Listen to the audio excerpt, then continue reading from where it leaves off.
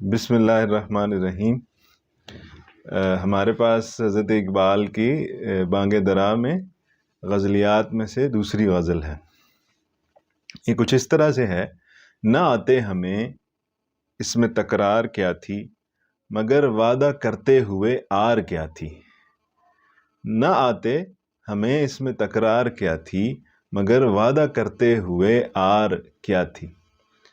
اب اس شعر کو سمجھنے کے لیے ہمیں تھوڑا سا پہلے مجازی معنوں میں سے سمجھنا پڑے گا، اور اس کے بعد ہم اسے حقیقی معنوں کے ساتھ جوڑیں گے۔ حضرت اقبال سیدھا سیدھا کہہ رہے ہیں کہ میرے محبوب، آپ نے اگر نہیں آنا تھا آپ نہ آتے۔ ہمیں اس میں کوئی بحث مباحثہ نہیں ہے، ہمیں اس میں کوئی مسئلہ لاحق نہیں ہے۔ آپ تشریف نہیں لا رہے، آپ نہ لائیے۔ مگر وعدہ کرتے ہوئے آر کیا تھی، لیکن اگر آپ وعدہ کر لیتے، میرے دل کو دلاسا دے دیتے کہ میں آ رہا ہوں، مجھ سے وعدہ کر لیتے، تو ایٹ لیسٹ میرے دل کی تشفی ہو جاتی۔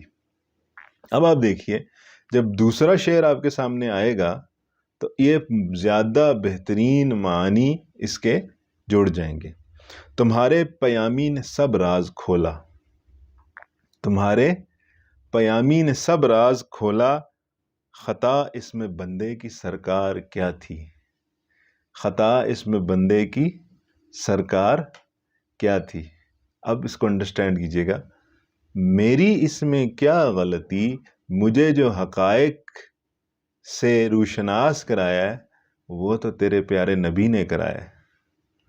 میرے سامنے جو غیب کی چیزیں تھی، غیب کی گتھیاں تھی، جو تصوف کے مسائل تھے، جو تیری محبت کی طرف جانے والی جو مسٹک چیزیں تھی، ان سب کے سب کو میں نے انڈرسٹینڈ کیا ہے تیرے نبی کے تھرو۔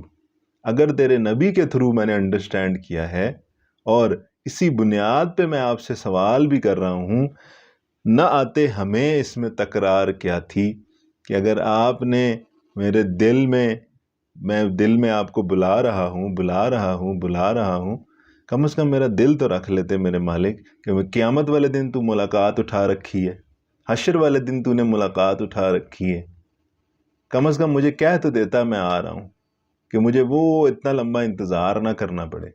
میں اسی کو سوچتا رہوں کہ میرا مالک ابھی بھی آ سکتا ہے، یہاں بھی آ سکتا ہے، فوراً سے میرے سامنے آ جائے گا۔ مگر وعدہ کرتے ہوئے آر کیا تھی، وعدہ آپ کر لیتے تو میں اسی کے اندر اپنی ساری زندگی گزار کے اس دنیا سے چلا جاتا۔ تمہارے پیامی نے سب راز کھولا، آپ کا جو پیغام لانے والا تھا، راز تو اس نے سارے کے سارے کھول کے میرے سامنے رکھ دیے۔ اس نے ایک بتا دیا ہے کہ اس طرح قبر کا معاملہ ہوگا، اس طرح حشر کا معاملہ ہوگا، اس کے بعد تمہاری رب کے ساتھ ملاقات ہوگی۔ خطا اس میں بندے کی سرکار کیا تھی، میری تو اس میں کوئی غلطی نہیں ہے۔ بھری بزم میں اپنے عاشق کو تاڑا، بھری بزم میں اپنے عاشق کو تاڑا، تیری آنکھ مستی میں ہوشیار کیا تھی، تیری آنکھ مستی میں ہوشیار کیا تھی۔ میرے مالک تو کیسا کمال ہے۔ اب میں کہتا ہوں نا، بہت ساری آیات ایسی ہیں، بہت سارے اشعار ایسے ہیں جس کا ترجمہ ہی نہیں ہو سکتا، جس کے لیے دل کی آنکھیں درکار ہیں، جس کے لیے وسعت ذہنی، وسعت قلبی ریکوائرڈ ہے، تب آپ اسے انڈرسٹینڈ کر پائیں گے۔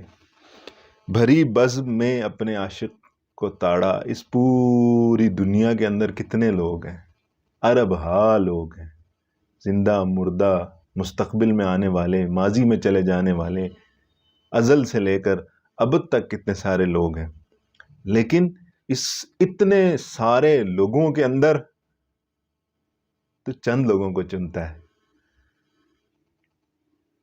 تو چند لوگوں کو چوز کرتا ہے،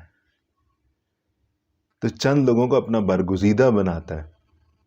تو اقبال اس وہابیت کی داد دے رہے ہیں جو اللہ تعالیٰ عطا کرتا ہے، اپنی خاص عطا سے چیزیں عطا کرتا ہے، ولایت ہے، نبوت ہے۔ تو اقبال اس کی طرف اشارہ کر رہے ہیں، بھری بزم میں اپنے عاشق کو تاڑا، تیری آنکھ مستی میں ہوشیار کیا تھی۔ آپ اس کو مجاز کے معنی میں لینا چاہیں تو مجاز میں لے جائیں۔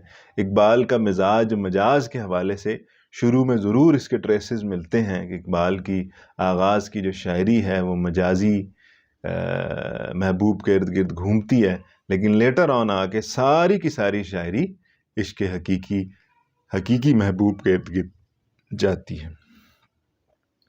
تأمل تو تھا ان کو آنے میں قاصد، مگر یہ بتا طرز انکار کیا تھی۔ تأمل تو تھا ان کو آنے میں قاصد، مگر یہ بتا طرز انکار کیا تھی۔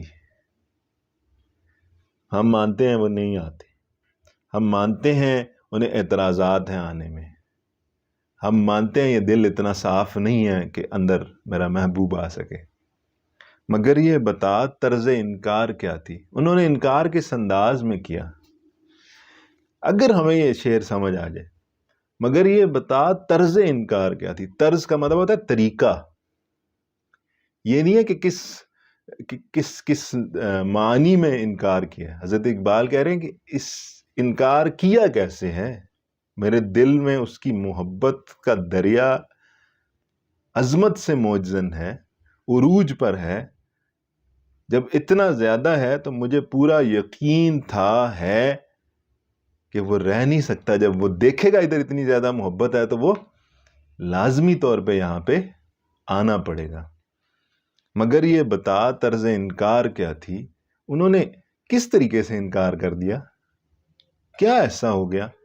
وہ طریقہ تو بتائیں، وہ سٹائل تو بتا دیں۔ انہوں نے کن الفاظ میں، آپ دیکھیں کوئی اجنبی ہوتا ہے ہم اسے انکار کرتے ہیں، کن الفاظ میں کرتے ہیں۔ کوئی دوست ہوتا ہے ہم اسے انکار کرتے ہیں، کن الفاظ میں کرتے ہیں۔ رشتہ دار ہوتا ہے ہم انہیں انکار کرتے ہیں، کس الفاظ میں کرتے ہیں۔ We have to choose between the words۔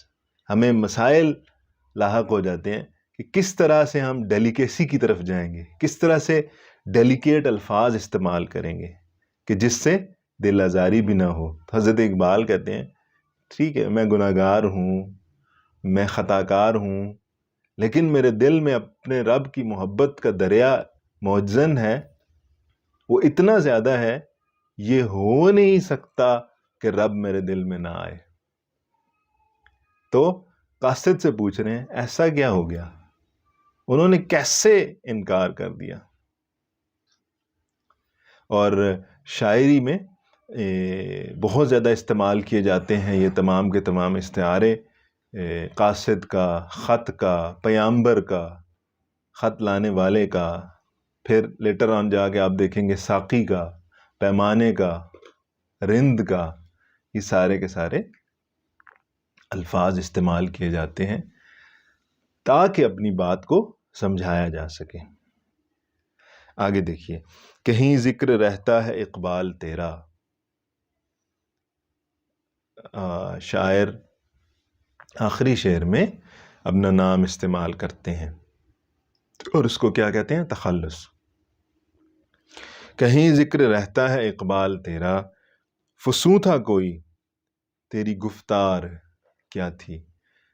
اے اقبال، آپ کی شاعری اس حد تک پہنچ چکی ہے کہ اب وہ جادو کی طرف چلی گئی ہے کہ اب جب آپ کی شاعری لوگ سنتے ہیں، پڑھتے ہیں، دیکھتے ہیں تو انہیں ایسے محسوس ہوتا ہے جیسے ان پر جادو کر دیا گیا ہے۔ اس کا تعلق صرف اور صرف عام گفتگو سے نہیں ہے، عام گفتار سے اس کا تعلق نہیں ہے، وہ پورے کا پورا جادو بن چکا ہے۔ اور اس جادو کی بنیاد پہ حضرت اقبال کو یاد کیا جاتا ہے، اس جادو کی بنیاد پہ حضرت اقبال کے بارے میں گفتگو کی جاتی ہے۔ تو کہیں ذکر رہتا ہے اقبال تیرا، فسوں تھا کوئی تیری گفتار کیا تھی۔ وہ سارے کا سارا کیا ہے؟ وہ جادو اللہ نے عطا کر دیا ہے۔ تو اس طریقے سے یہ غزل جو ہے وہ مکمل ہو رہی ہے۔